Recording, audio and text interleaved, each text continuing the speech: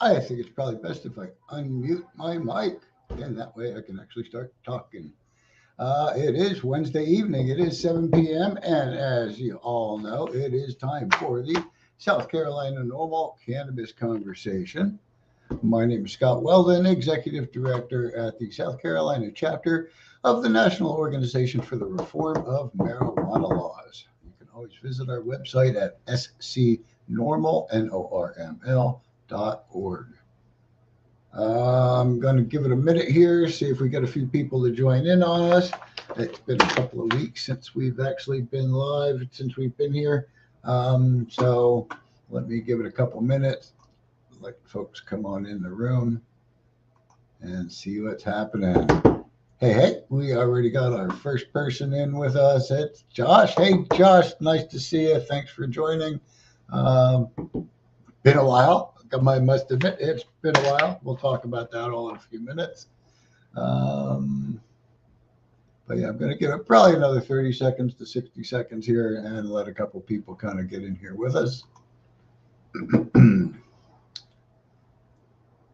And actually, because I'm looking at a computer screen, I'm taking my glasses off. I almost wasn't going to wear them because I went to the beach this afternoon. But it was windy, so I got a bunch of salt spray on the glasses. I went to put them on. I'm like, oh, I've got to at least clean these to wear them even for a few minutes.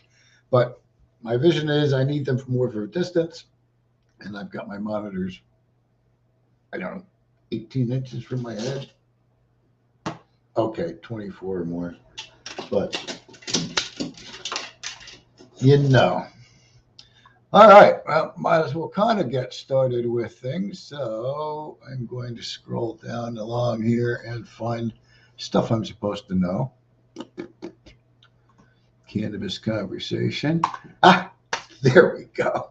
First little button, of course, is always our welcome to the South Carolina Normal Cannabis Conversation, which happens every Wednesday when we're here. I must admit, apologize for the past couple of weeks. Every Wednesday. We try to keep it that way as best we can. And as we always start our meetings, I like to mention that all of our meetings are an environment of education and awareness and are not an open market for the sale, purchase, or distribution of cannabis. And we do not encourage or condone illegal behavior of any kind. At this time, I usually also like to remind you, don't forget to follow us on Instagram at scnormal. Also, I don't know the link number exactly, but follow our South Carolina Normal YouTube channel. I believe there's two out there. Follow the one that has a couple more subscribers. One has like 100 and some of y'all, and the other one has like 2, 3, something like that. So follow the one with more subscribers. It was an issue of email address changes, and the new one was not. Anyway, we weren't able to like transfer the subscriptions, so we kept the old one going. So yeah, don't forget that. Also on our other social media, and as many of you know, we do post more often to Facebook than to other social media. So if you Facebook, follow us there, like our page, that kind of stuff. Also, I want to remind you to support our sponsors. Visit our website at scnormal.org. You'll find a drop-down menu. I think it's in the About section that will tell about that, and you'll find a page that mentions our sponsors. Or if you'd like to become a sponsor, reach out to us. We have some sponsorship information on the page, which we've been struggling to try and develop a new program. So since it's not in place, we're sort of keeping the old implementation until we get to that period. Switch things around a little bit here. And we'll go to our intro and agenda.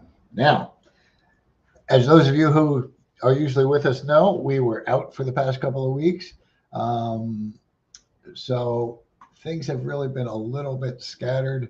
And generally, when I did the show alone for many years, it was always pretty much scattered. It is what it is. So I have not actually gone in like VP would have and pre-written some agenda and gotten some links in there. I'm going to try and keep it rather business formal, I guess you'd want to call it. Talk a little bit about legislation stuff today. Oh, hey, Joey's here. Hey, Joey. You know, the party's always started when Joey makes it here. Thank you for joining us, Joey.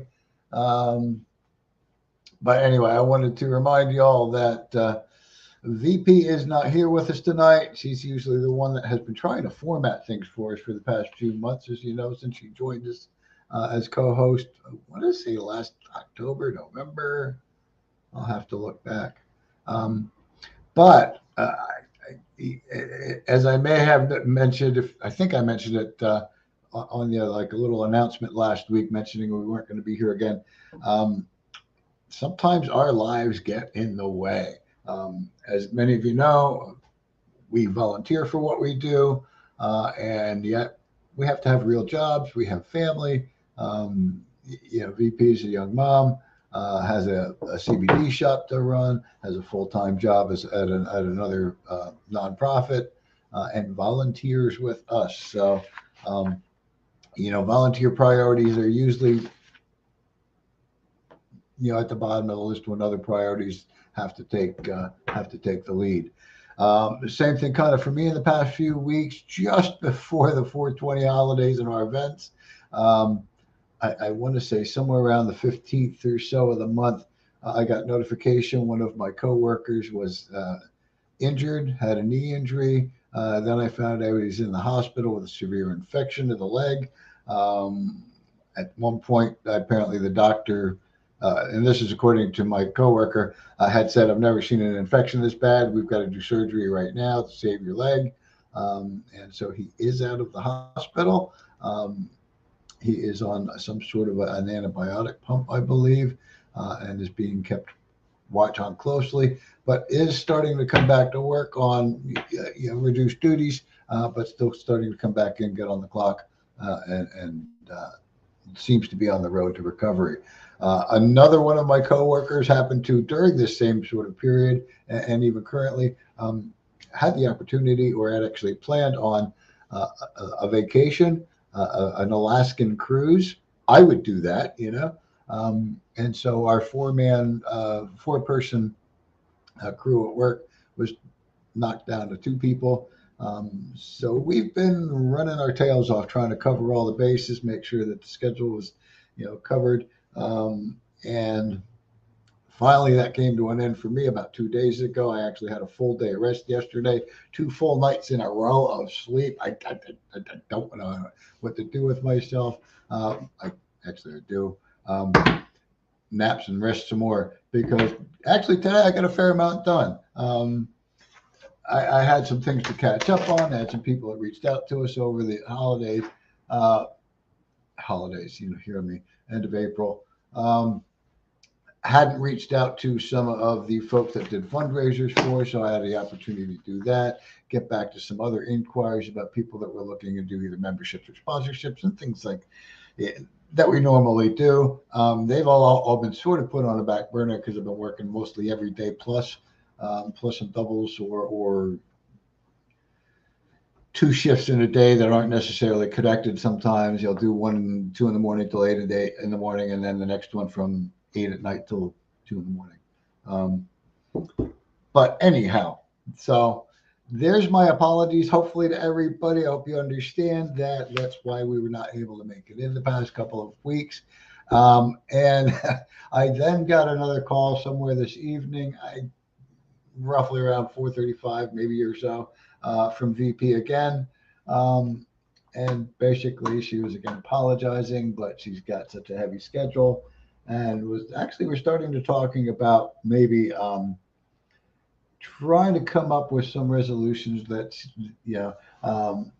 she mentioned, like, maybe we can pause the show, give her a break, or that, we could do the shows on Saturdays or Sundays, wouldn't interfere with some of, I guess, what's going on with her at work and family, or could pre-record some shows. What do you think? So anyway, we're talking about that. We've actually talked about some of this stuff in the past. Looking like a good possibility that what we'd like to do is start to pre-recording some segments. one of the ones we talked about doing sort of as a live segment on here. I think we're going to start talking, maybe doing more on as a pre-recorded segment. And let me know in the comments what you think about a series of pre-recorded segments where some presenters or a presenter would talk about different terpenes.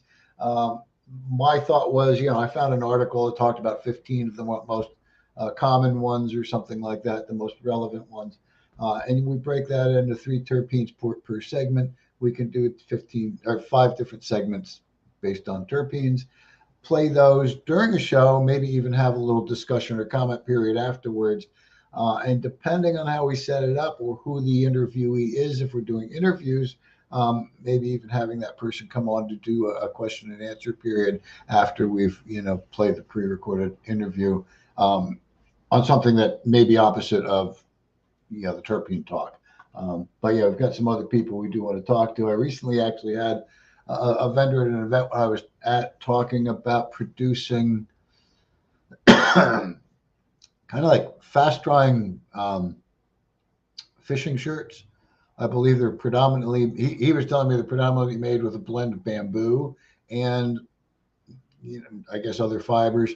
I don't know if it was with cotton or polyester or what. But anyway, mentioned the harmful process to actually get the bamboo to a way that it can be used for that, where hemp fibers in a hemp blend would be much more environmentally friendly and is because it's a lot less to process to get to that stage and works just as well or better. Antimicrobial, I believe hemp actually has an antimicrobial element to it. Comment if you know anything about that. Let me know. So anyway, as I was saying for our intro and agenda, that was kind of my intro is, hey, I'm throwing crap against the wall and seeing how it hits tonight. And as far as the agenda, it is our second Wednesday of the month. So our agenda typically for second Wednesday is talking about federal legislative, what's going on at the federally legislatively, what's going on at the state level, and then of course our local chapter business and coming events and things like that. And that's kind of where we're going to go tonight. So give me just 1 second here to share my screen. And as you all know, we're pretty much done here in the state level. So we'll be really talking about federal level. Not that one. Library of Congress. There we go. Share. All right. This should kind of bring it up for you. I don't know if I can knock this back. See if it's done the results. All right. Let me show you where I am. If you go to congress.gov, government site, I can shrink this window down a little bit for me. And what you want to do is up here, if you all can see my cursor, there's a little search window. It says current Congress. If you hit that drop down, I didn't see the drop down show up on the screen there. You'll see it says current Congress, all Congresses, search by legislation, committee materials, blah, blah, blah, blah, blah. We want to search by legislation. We also want to search by the current Congress. So I think we're going to just filter current Congress. And we're going to go and look for the word marijuana. All right. Legislation, you'll see it says search for marijuana in current Congress, legislation and or all sources. We want to look for legislation there. We're going to click in on that. Let's see. I've been like bringing this up differently because I'm only looking at a few certain bills. This is the one that was 26 bills. All right. I'm going to stick with this one because this is the one I was looking at earlier. And this is a little bit more complete than the other one that had 13 bills, but they were more relevant. So let's kind of get started. Before we start talking about federal level stuff, anybody have any questions for me about what we're going to talk about on the federal level legislation? Or have anything you'd like to point out? Look at comments. No, I think we're good. All righty. Let me go ahead and take this little banner out of the way. And one other thing I'm going to try to do here is just zoom this in a little bit and see if it helps for you guys to see. There we go.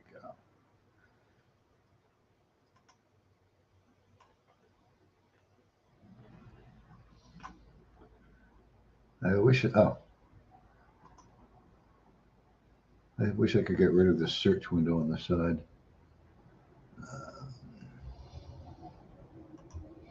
Okay, anyway, I'm going to start up here with bill number HR 2682. What I usually try and look at first is if there's a description, which this one does have. HR 2682 is to allow veterans to use, possess, or transport medical marijuana and to discuss the use of medical marijuana with the physician of the Department of Veterans Affairs as authorized by a state or Indian tribe and for other purposes. Now, this was a bill sponsored by Barbara Lee, a Democrat in California. There are also 13 co-sponsors on that. We will talk about that in just a moment. What I do want to kind of point out on this one, and we're going to pop this open to a new window. Will it follow? Yes. HR 2682, you will see when we come down here to text, I'm going to click on the text tab, and it tells us that as of May 10th, text has not been received on this bill. So we don't have any other information except for this is a bill to allow veterans to use, possess, or transport medical marijuana and to discuss the use with marijuana with a physician of the Department of Veterans Affairs as authorized by state or Indian tribe. So what this is basically saying is that this is a bill for veterans that are able to consume cannabis legally in states where it's legal to consume cannabis. Though they'd have to be under those rules. I mentioned we'll talk about the sponsors a little bit more. When we open up those bills, you'll see these series of tabs. A summary, which again, there's no summary as of yet. The text, actions taken. So we'll click on actions taken. So far on actions taken on this, it was introduced by the House, or introduced in the House. One results for action taken. Why it says for, don't know. All actions, there we go. Let's click that little button. Referred to a committee, that's what I thought the other actions might be. So this has been referred to the Energy and Commerce Committee, the Judiciary Committee, and the Veterans Affairs Committee. So when you go back up to these tabs, let me move on. We'll keep those committees in mind. You'll look down a few more, you'll see committees as one of the tabs. Let me go ahead and hit the next one, which is titles. Official title as introduced. And it doesn't actually have a title as far as such and such act. So that's all it is at the moment. We're going to go over two more tabs to co-sponsors. As I mentioned, this was sponsored by Barbara Lee, Democrat out of California. What is pleasant to see on some of this is there is some across the aisle co-sponsorship on this. We have Representative David Joyce, a Republican out of Ohio, and we have Representative Nancy Mace, a Republican out of South Carolina, who have also co-sponsored this bill. I think those are the only two at the moment out of the 13 co-sponsors. Then I'll click over one more to the committees tab. And you'll see that what that brings up is the fact that here are these three committees. I don't know why my cursor doesn't seem to be showing up for y'all. Committees that these have been referred to, and these were referred to them back on April 18th, 2 days before 420. They always kind of like to play around the date sometimes. House Energy Committee, House Judiciary, and the House Veteran Affairs Committee.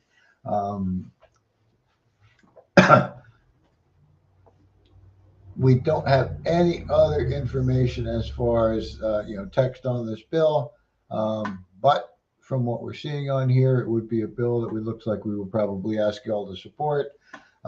With that said, I don't know if there's any action alerts on these yet on NORML, so I'm going to quick take a look there.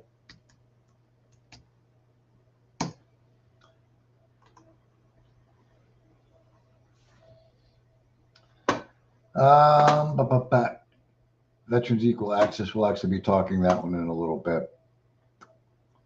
So there's probably not a action alert yet on this particular bill.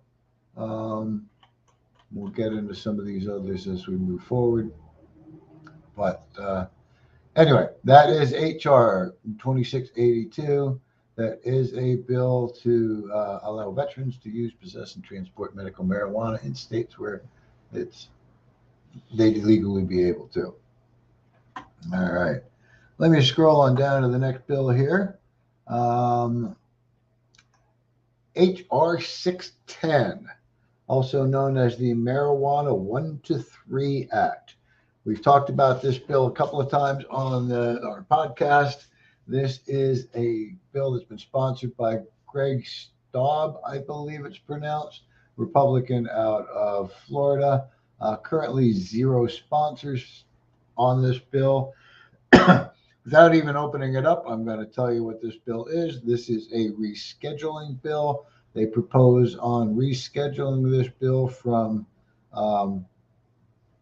level 1 to level 3. So on the Controlled Substances Act, Schedule 1 to Schedule 3, still keeping it as an illegal substance. And y'all pretty much know NORML's and our position on it. We are looking for descheduling, removing from the Controlled Substance Act completely. Rescheduling is not something that we would support. So keep that in mind. It also doesn't really hurt to contact some of your legislators, if they're your legislators on some of these, to say, hey, I don't think you should support this bill. Thankfully, there's no co-sponsors supporting it at this point, so that's a good thing. All right, we're going to move on down to the next one, number 3 on my list of the 26 that we found so far, the Veterans Medical Marijuana Safe Harbor Act. This is a bill sponsored by Brian Schatz. He is a Democrat senator out of Hawaii. There are 10 co-sponsors on this bill. Let's go ahead and pop that open in a new window and find the text tab. All right, so here in the text tab we have, and I just really read these top little sections here. This bill is to allow veterans to use, possess, or transport medical marijuana, and to discuss the use of medical marijuana with a physician. What did we just read in the other one? So what this is looking like to me, actually, now that I'm looking closer at it, is a companion bill to this House bill. Here's our House bill, which will probably end up getting a name like Veterans Medical Marijuana Safe Harbor Act. This is the Senate version of that, just by that language that we read. Again, both the House and the Senate versions have some co-sponsors. We always invite you to write to your federal senators and congresswomen, congressmen, congresspersons, whatever they are, representatives, and let them know that you support or don't support certain bills. This was, again, one we would suggest that you can contact and support. Also, we have HR, the next one down, 4th on our list. Boy, we got a countdown going here. Veterans Equal Access Act. This is sponsored by Representative Brian J. Mast, a representative out of Florida. This contained 18 co-sponsors. We're going to pop this open, take a real quick look in a new window for this one. Find the text tab. And to authorize the Department of Veterans Affairs healthcare providers to provide recommendations and opinions to veterans regarding participation in state marijuana programs. So again, this is a bill just to allow veterans to talk, or not veterans, but allow veterans healthcare providers to just be able to talk, make recommendations, give them their opinion on state marijuana programs and whether they may or may not benefit a veteran. I don't know why they're complicating this. I mean, earlier this afternoon when I was doing a little bit of research on some of this, let me kind of stop my screen for a second here. I saw that 1 to 3 Act come up again. And I'm thinking, reschedule from Schedule 1 to Schedule 3. What are you freaking nuts? And sitting on my desk, I have this sitting on my desk most of the time, this book. It is Marijuana, A Signal of Misunderstanding, the official report of the National Commission on Marijuana and Drug Abuse. So the official report of the National Commission on Marijuana and Drug Abuse with a special foreword by Raymond P. Schaefer, chairman of that commission. It was known as the Schaefer Commission back in the day, implemented in about 1970 as part of the Controlled Substances Act. Actually, that's not the formal name of it. I got to go find it. And they were given 2 years to, put together this report. The book's very interesting, but what I like to look at really is back page 190, 191. It talks about the recommendations for the federal law on marijuana and what they should do with it instead of, keeping it as a controlled, as a Schedule 1 controlled drug. The commission recommends only the following changes to the federal law. Now, before I get to that changes, let me tell you the federal law. Under the Comprehensive Drug Abuse Prevention and Control Act of 1970, which is the Controlled Substances Act, shortened to, Congress provided the following scheme with respect to marijuana, by which it was meant only the natural plant in its various parts, not the synthetic tetrahydrocannabinol. Cultivation, importation, and exportation and sale for distribution for profit of marijuana are all felonies punishable by imprisonment for up to 5 years for a first offense and up to 10 years for a second offense. The available penalty is doubled for sale to a minor. Possession of marijuana with intent to distribute is a felony punishable by imprisonment for up to 5 years for the first offense, up to 10 years for the second offense.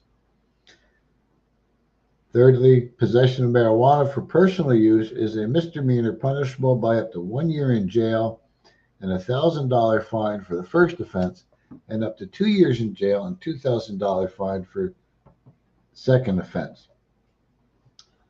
Expungement of criminal record is available for first offenders. And lastly on that one was transfer of a small amount of marijuana for no remuneration is a misdemeanor punishable by up to 1 year in jail and $1,000 fine for the first offense, and by up to 2 years in jail and $2,000 fine for the second offense. Congress singled out marijuana in this way to allow misdemeanor treatment of casual transfers and permit first offender treatment as allowed for possession for personal use. So they were trying to kind of soften the blow on, hang on.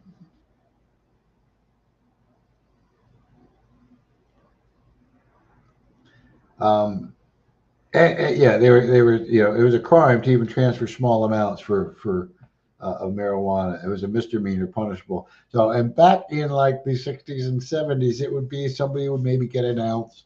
Ounces were about $20 or less, in the 60s, probably less. But my story would be, in the early 70s, about $20 an ounce. I'd have $5 handy. I'd find 5 friends that had $5 handy. We'd put it all together. We'd go and we'd get an ounce. Nobody was making money on it, but it was usually one person that took the $20 and went and got the ounce and then split it between their friends. And so now let me get back to the commission's only recommendation would be the following changes in the federal law. First would be the possession of marijuana for personal use would no longer be an offense, but marijuana possessed in public would remain contraband subject to summary seizure and forfeiture.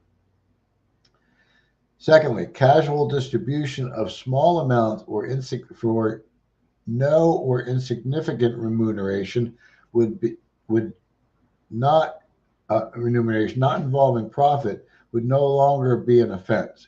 So again, if you are like very small amount of money, nobody's profiting, you're throwing your money together to get some weed, nobody's making a profit, that would no longer be an offense. So what this commission was saying back in 1972 is marijuana should not be in the Controlled Substances Act, on the Controlled Substances Schedule, and that simple transfers of small amounts of it for no profit should also be legal.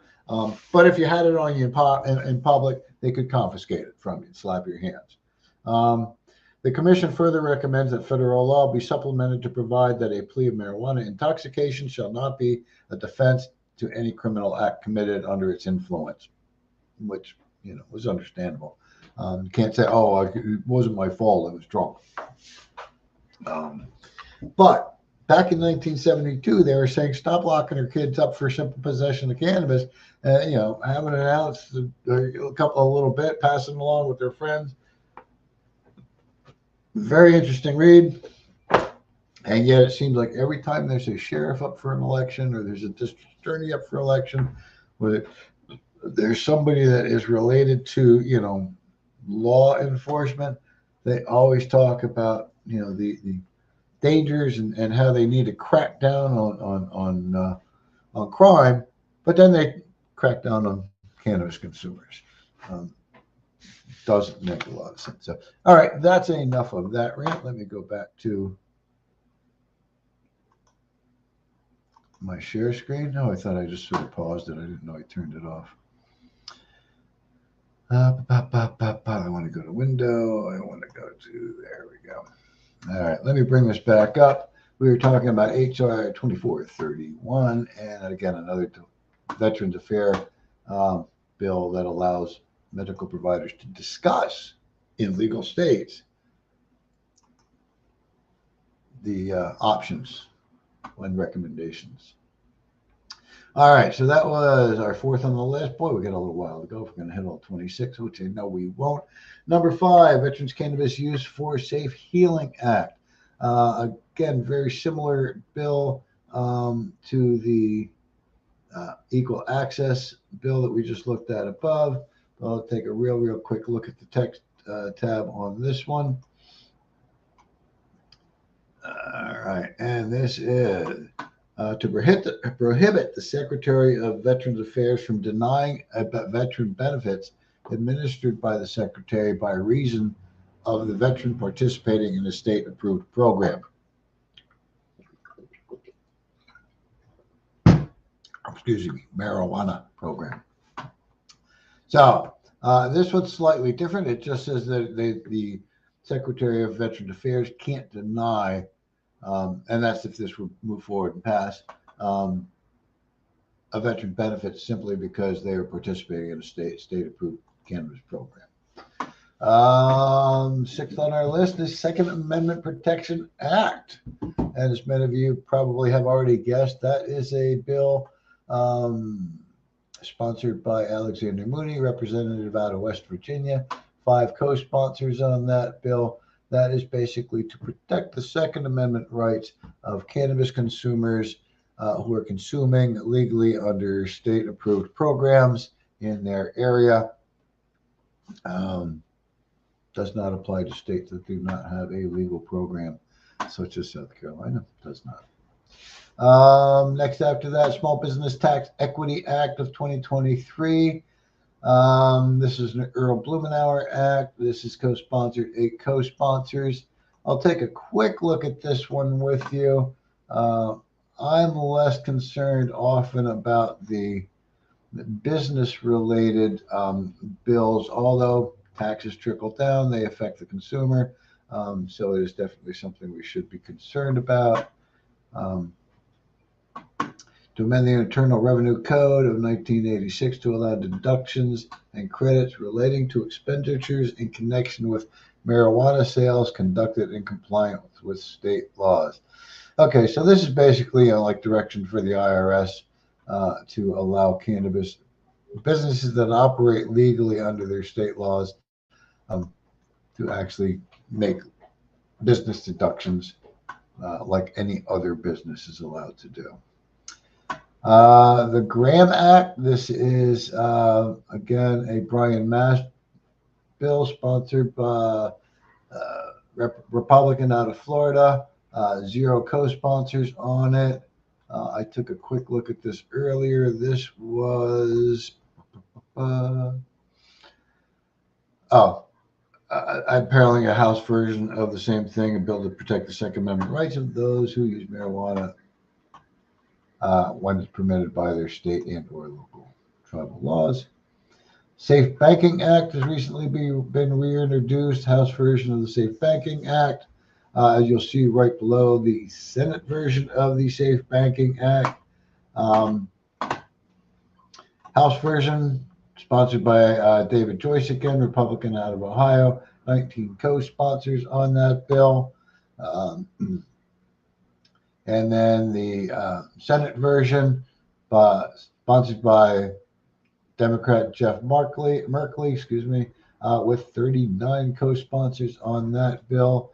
And I believe, there we go.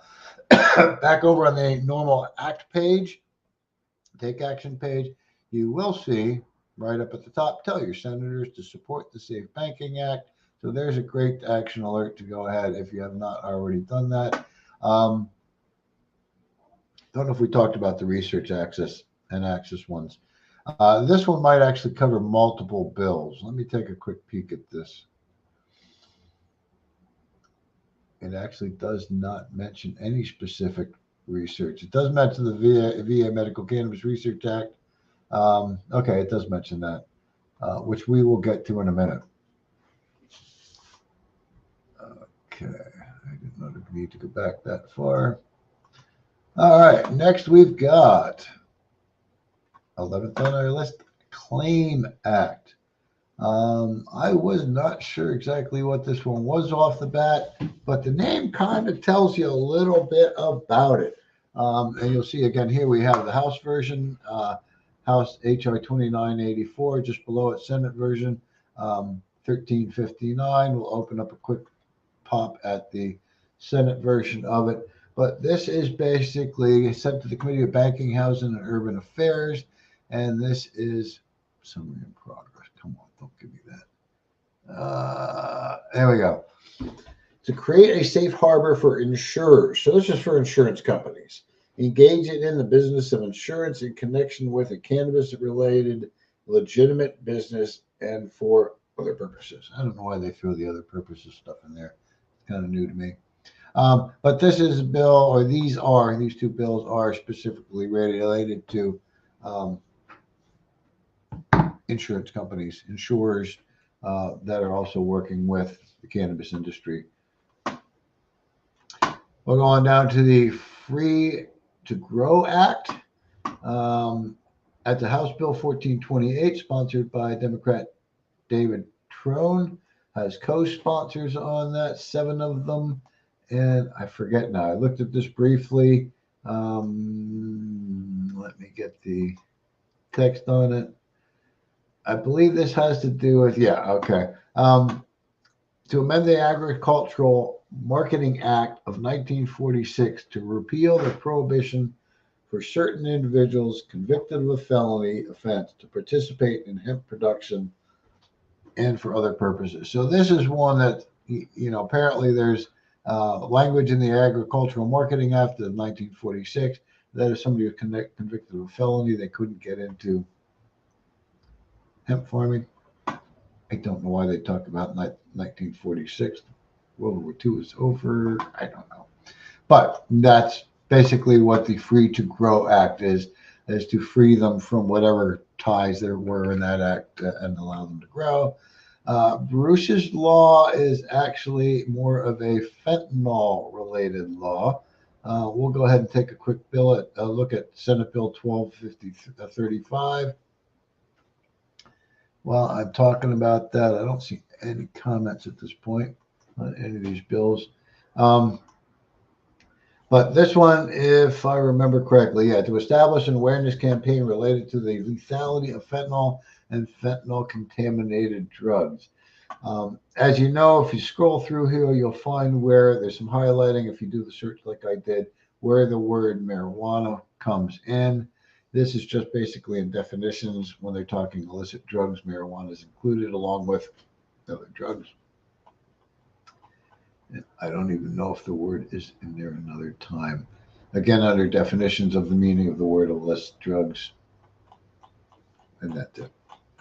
So that's what Bruce's Law is. It's a fentanyl awareness.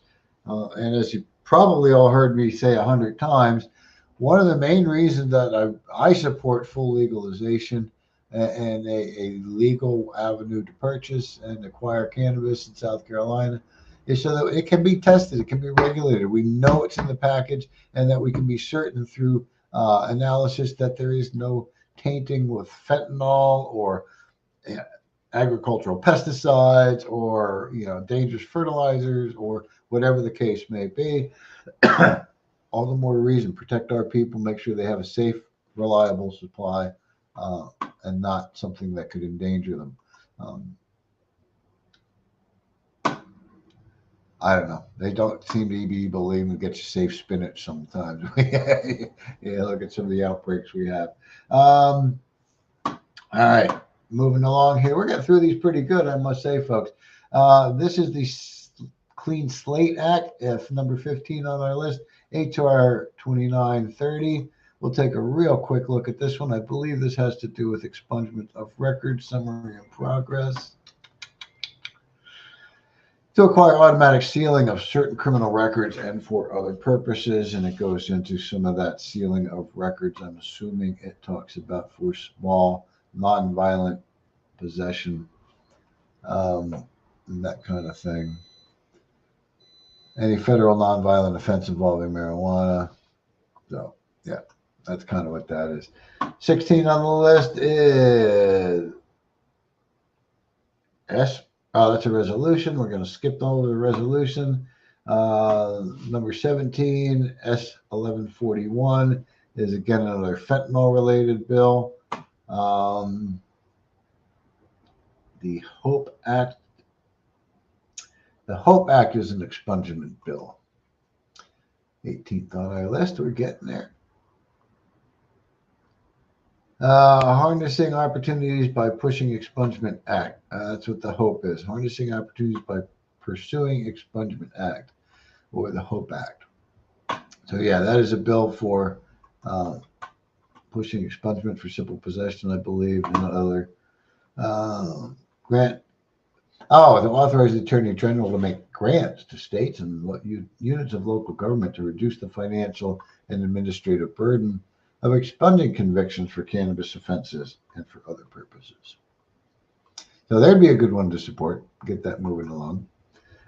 Because with legalization, if it's no longer a crime, there should no longer be a record for its use. Another resolution is number 19. Number 20, S236, the VA Medical Cannabis Research Act, which we just mentioned in this action alert here. Support medical cannabis research at NORML.org/act. Now, again, that is one where it is sponsored by John Tester, Democrat out of Montana, has 9 co-sponsors. We'll take a real quick look at the text for a second here. How do I do? Open it in a new tab.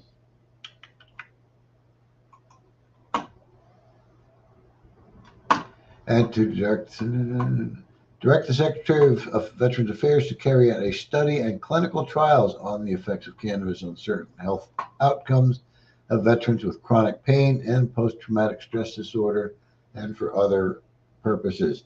So again, a research bill for veterans.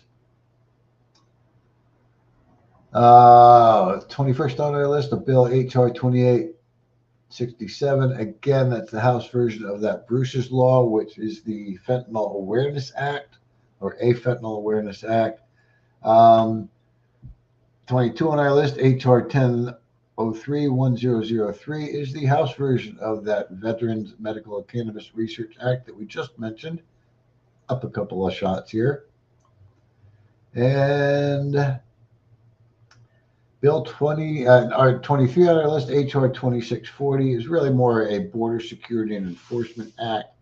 I forget what exactly they talk about on weed, but it's something about simple possession is not a reason to search or arrest you for some of these crimes.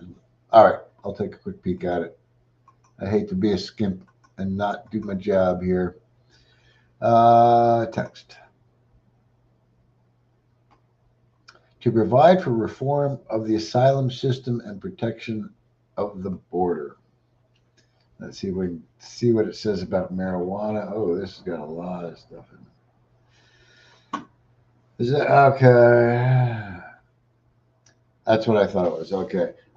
So possession or trafficking of controlled substances other than a single offense involving possession of one's own use of 30 grams or less of marijuana as defined under the law of the jurisdiction where the conviction occurs. So that's what that one is. It's sort of excusing you if you have less than 30 grams. Secure Border Act, probably very similar language in there on that one. 25 and 26 are amendments. We got all 26 of what was in the search window, folks. Any questions, comments, thoughts on all that federal stuff? I will keep it more brief next time on federal. We are going to kind of trim down. I think my other list really only has 13 bills that we're going to be tracking at the moment. We kind of keep watching as new bills are introduced. We're still waiting for Nancy. We know Nancy Mace is going to reintroduce her States Reform Act. As she told me, she says they're going to reintroduce a light version of it. Don't really know what that means. And then some other smaller pieces of easier to move marijuana-related legislation. That's what she told me about a month ago. So we'll see how that plays out. Let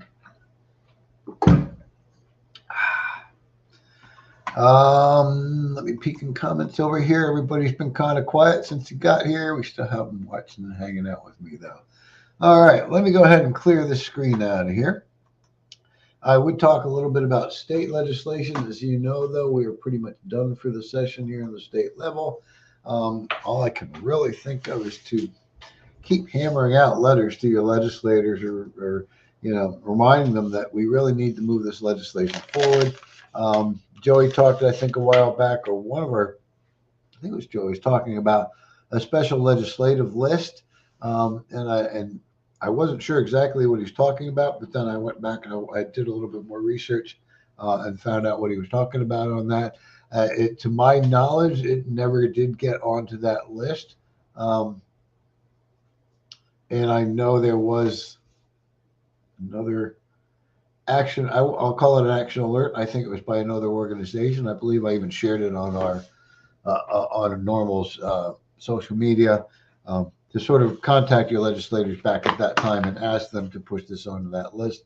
But I don't think it ever really got the activity that we were hoping for.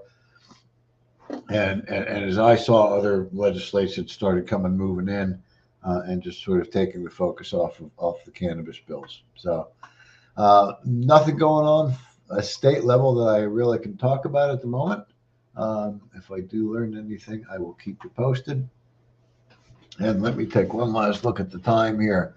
Oh, cool. We've got about 10 minutes left. So I'm going to catch my breath after talking about all that federal fun stuff.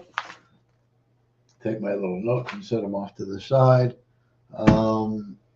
and just sort of talk about what's going to be coming up in the next couple of months, I'm going to call it. As I started the show, I was telling you all how kind of busy we've been. Matter of fact, if any of you got our newsletter this morning, my Director's Corner segment sort of talked about how tired I am from working so much to try and cover the shifts where I work and keep things running hopefully smoothly. And okay, Joey's telling me it didn't make the list. Next year we have to start. Yeah, we have to do it.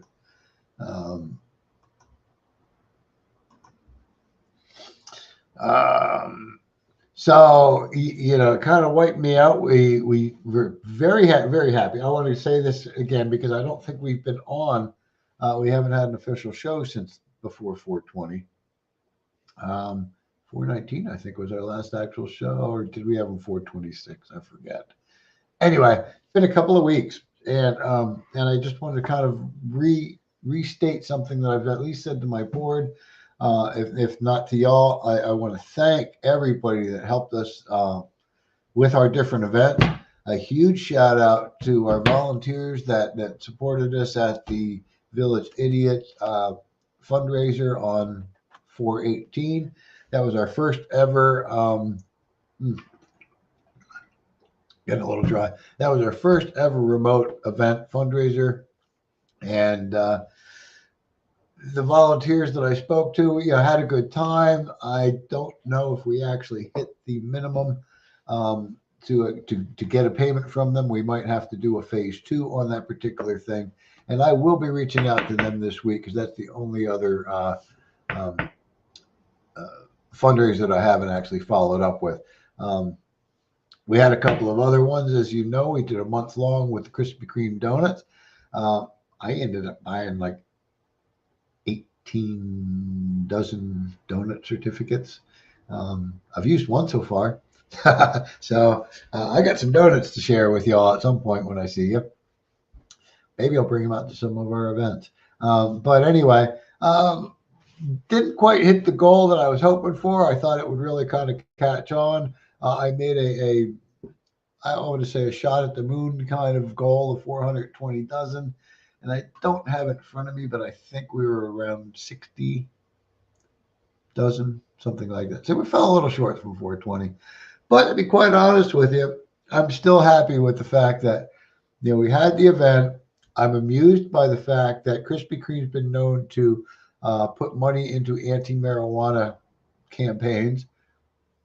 And without knowing, I found an opportunity to, through this group prize third party, to do a campaign that gave Krispy Kreme the opportunity to put some money toward pro-cannabis legislation efforts. So that was kind of fun, if nothing else. The donut thing and law enforcement, I had fun playing off of as well. So overall, we made a few $100. I want to say maybe about $400 we'll get from Krispy Kreme. So it's not a huge amount. But as you all know, every little bit helps. We are completely volunteer run. We are completely supporter funded. So, every little bit helps. An even bigger one was our friend at the Not Burger Pub in Somerville. They, for the third year in a row, ran a month-long event where they would sell a particular give back burger, as they called it, and a couple of cannabis themed drinks. And they'd give us a couple of bucks for the burger and $1 each for the drinks, I believe, is the program.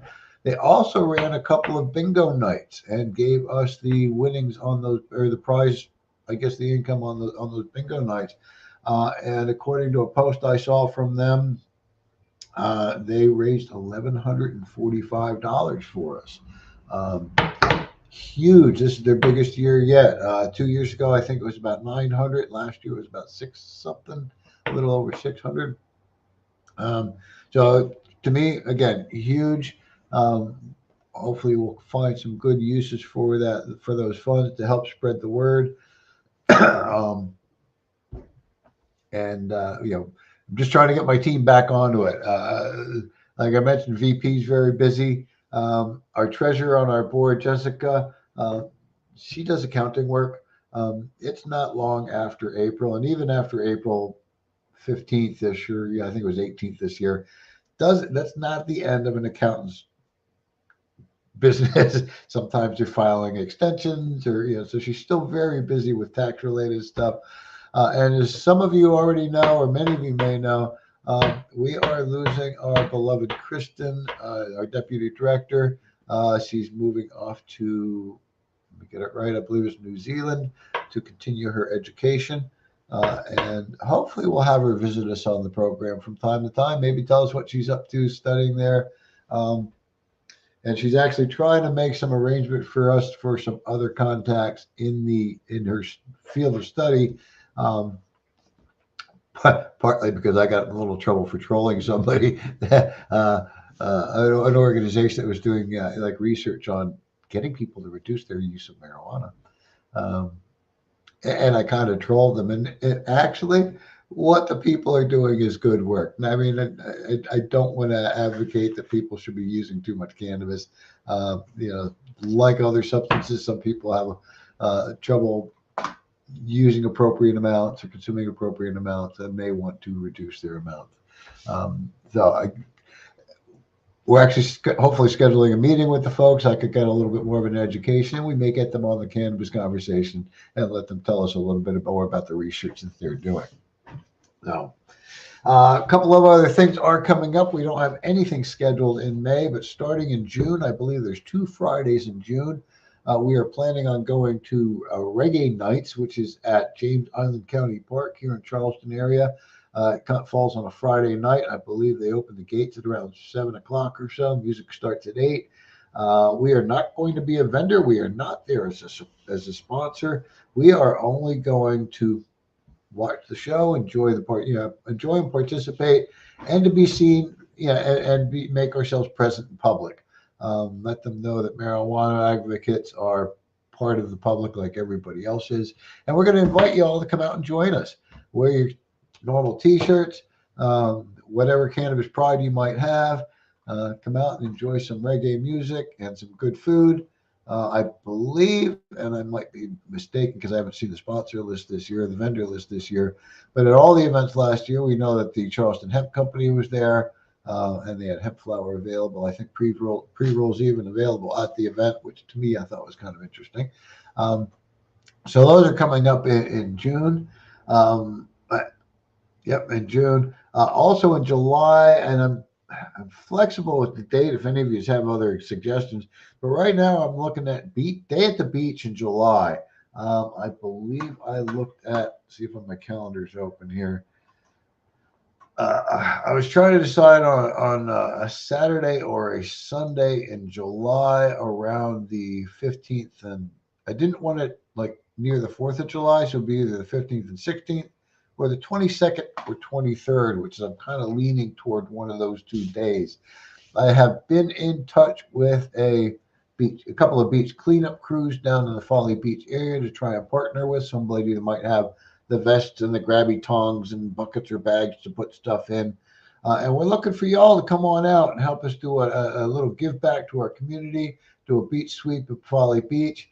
We're figuring starting at about 9 o'clock in the morning, maybe work and sweep the beach till about 10.